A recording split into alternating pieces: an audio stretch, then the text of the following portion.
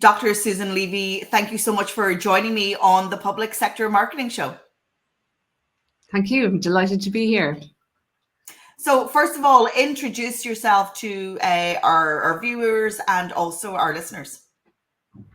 Hi everyone, I'm Susan Levy, a lecturer at the School of Information and Communication in University College Dublin and researcher with Insight Centre for Data Analytics. I'm Ireland's nominee on the Global Partnership for AI and one of three, and on the newly formed AI Advisory Council.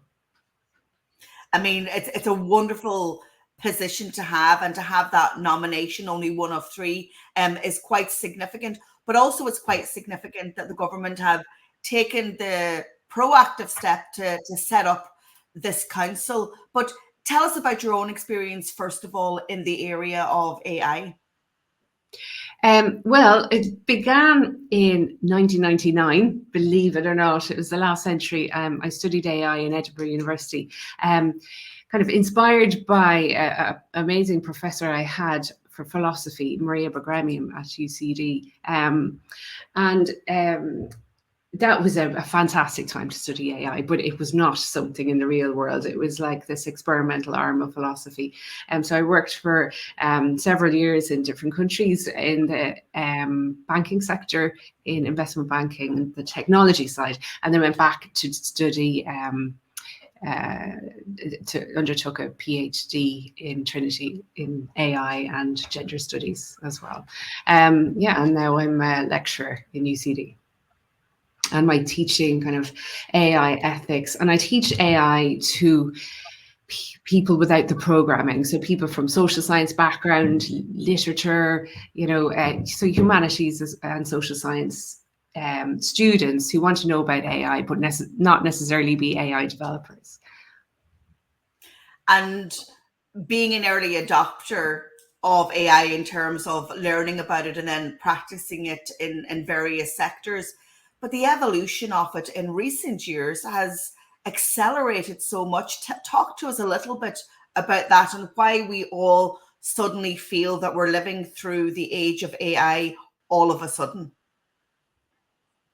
Yeah, it's kind of mind-blowing what's happened recently. Like, part of my the course that I teach is there's a history of AI, and that was perfectly kind of fine and, not linear, but, but it had to be totally rewritten in the last 2 years. And there's now kind of a history of AI before ChatGPT and after.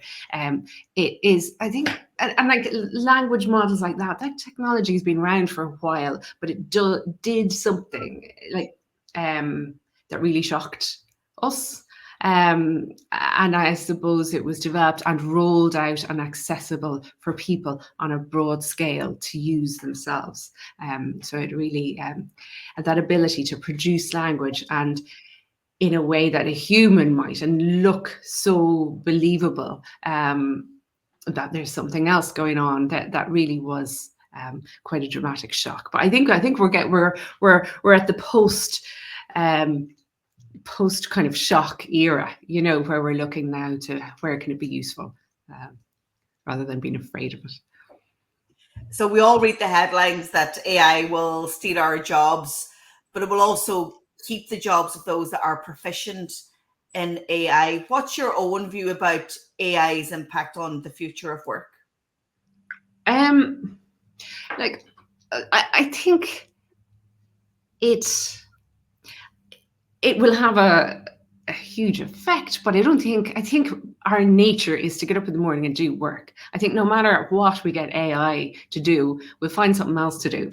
That's what we do. That we'll find other ways. I don't think we'll have this unemployed workforce where AI is doing all the work for us. I don't think that will happen. I think AI can make us really improve efficiency, make us better at doing things we already do.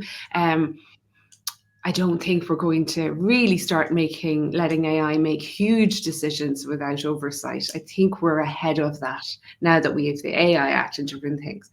If I was to be concerned, perhaps it would be about, in terms of the workforce, it is related to skills, perhaps, like who, you know, we graduate from college and we're paid to be terrible graphic designers or terrible writers, or, you know, we have to get paid to do a junior level job and then gain the skills. So at the moment, AI can be really useful if you're a master level, but if we start writing less, if we start creating less and using systems, how do we lose a skill?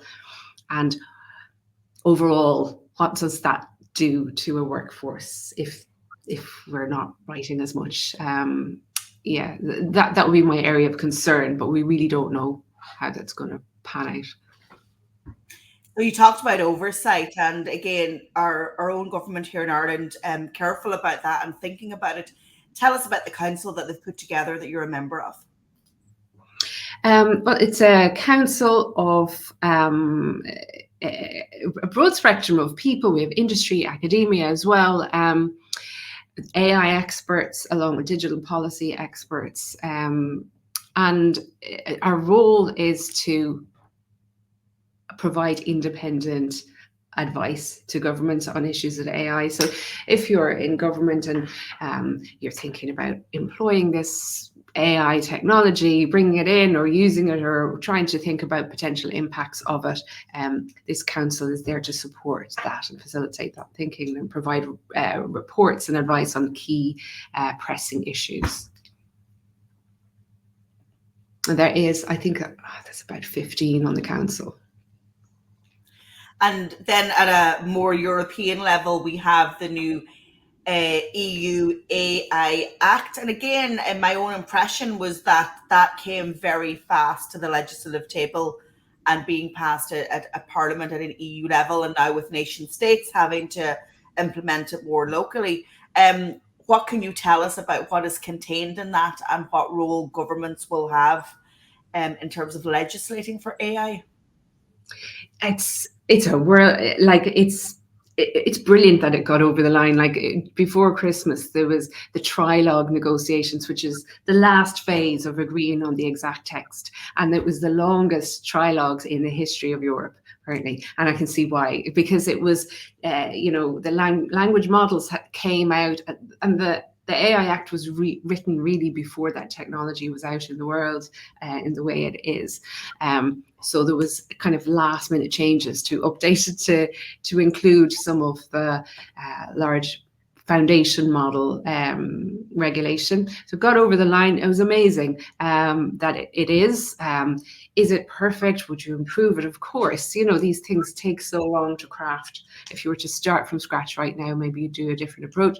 But or maybe you wouldn't, but it's there, and once we have regulation in place, then it's a framework to be able to modify it and improve it as we see it being rolled out. It takes a risk approach. So there's prohibited, just we think, okay, this really conflicts with fundamental values of human rights in the EU. Then we say we're prohibiting that. We're not allowing AI do these things. But then there's high risk in areas that you'd imagine, healthcare, policing, those high risk areas have to be, there's a lot of checks and balances, and then there's lower risk.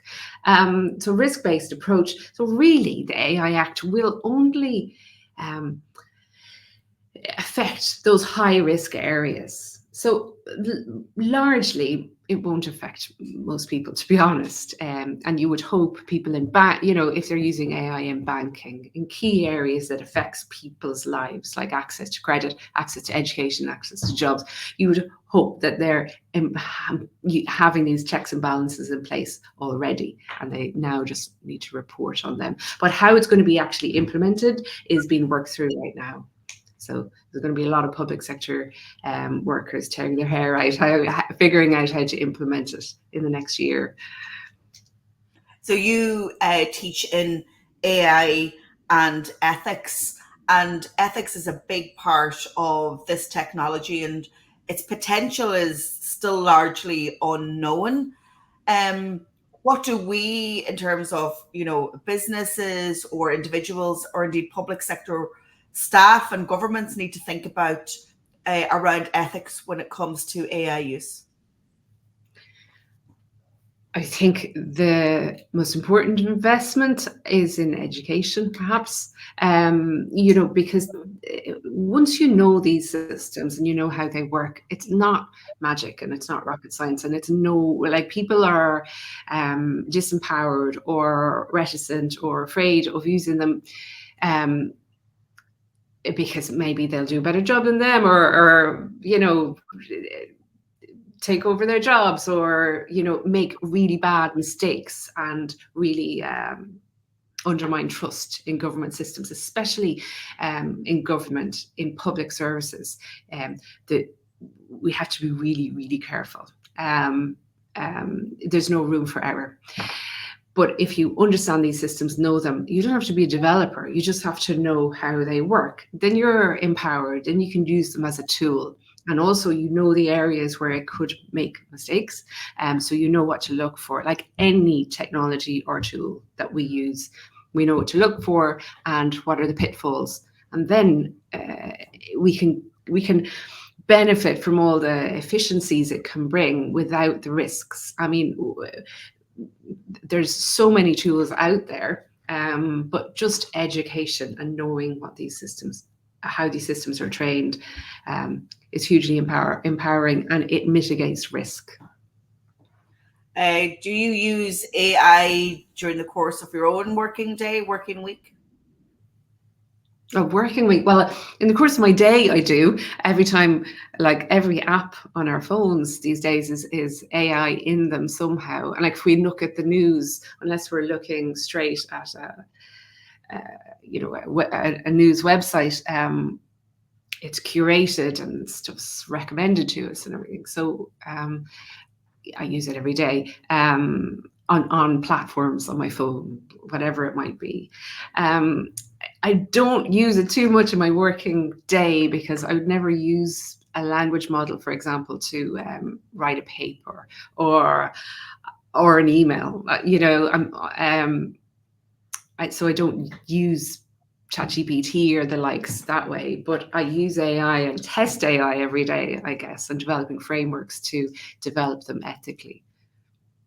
So, what do you see the future of AI being, talking in 2024? Obviously, with the context of how far it has accelerated in the last 18 months, but what's your own impression kind of studying in that field? Gosh, my own impression is whatever I say is probably going to be wrong because it's just growing and changing at such a pace. I'm really, I think Europe has a good stance. I think we have the balance between encouraging and innovation and creating a safe space for innovation, while making sure it's a safe space and people's fundamental rights are protected. I think that's. I think we could be proud of being in that spot. So I'm very happy. I think it's a really exciting time to be in AI, and I think it's incumbent, especially in the public sector, I suppose, to